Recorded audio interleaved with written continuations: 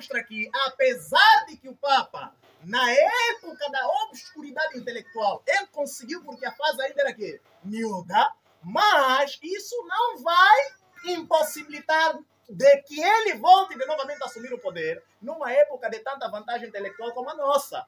Pelo contrário, e nós vamos ver, nos séculos antigos, quando os homens estavam sem a palavra de Deus e sem o conhecimento da verdade, seus olhos estavam vendados e milhares herendavam, não vendo as ciladas que lhes eram armadas sobre os seus pés. Nesta geração, muitos há cujos olhos se tornam ofuscados pelo resplendor das especulações humanas da falsamente chamada quê? Ciência. Não percebem a rede e nela caem tão facilmente como se estivessem de olhos quê? Vendados. Aqui está.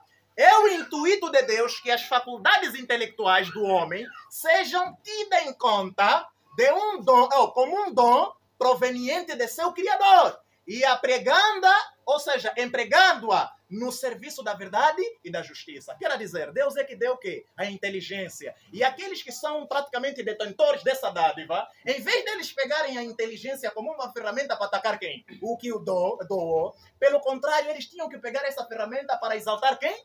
Deus. Esse é o objetivo de Deus ter dado a inteligência ao homem. O objetivo da ferramenta inteligência, Deus nos deu para lhe exaltar. Mas o que é que tem acontecido ao contrário? A maior parte das pessoas que se dizem ser sábios dessa geração, principalmente os que se agregam nas cadeias científicas ateias, o que é que acontece com eles? Com a capacidade intelectual que eles têm? Exaltam Deus? Não. Fazem o quê? Atacam.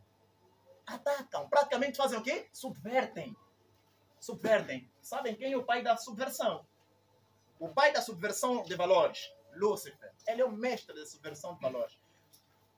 Timóteo, guarda o depósito que te foi confiado, tendo horror aos clamores vãos e profanos e às oposições da falsamente chamada quê? Ciência. Timóteos modernos, lembrem, Paulo, avô, pai e bisavô, na carreira espiritual, eles já estavam embora. Agora, ele sabia que Paulo está aí, e vocês sabem que dentre os apóstolos que mais combateu indivíduos de tais capacidades foi quem? Paulo. Agora, ele sabia, ele ao escrever isso, tinha consciência do que ele estava a dizer. Ele está a dizer a um jovem que estaria a herdar aquilo que ele começou. A igreja estaria a ser confiada a este jovem, Timóteo. Mas quem? Tito. 2 jovens que o Paulo muito se preocupou com eles. Por quê? Porque eles estavam numa arena que era considerado o anfiteatro do quê? Do paganismo. E lá havia muitos indotos, queridos irmãos. Os filósofos gregos praticamente influenciaram muitos a área em que o Paulo atuou.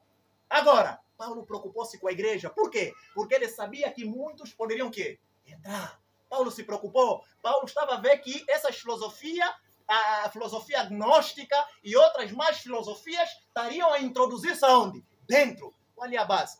O objetivo de se introduzirem. Tirarem quem? Jesus Cristo do cenário. Não sei se vocês estão a entender.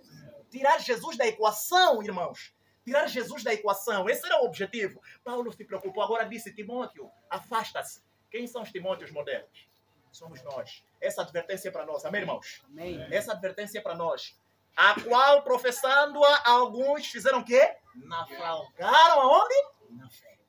Queridos irmãos, cuidado. Há quem está se aventurar em terrenos que proibido, a se envolver em assuntos que ele nem sequer Deus lhe vocacionou. Deus não lhe deu a tal capacidade de se intrometer em pontos que ele nem tem capacidade.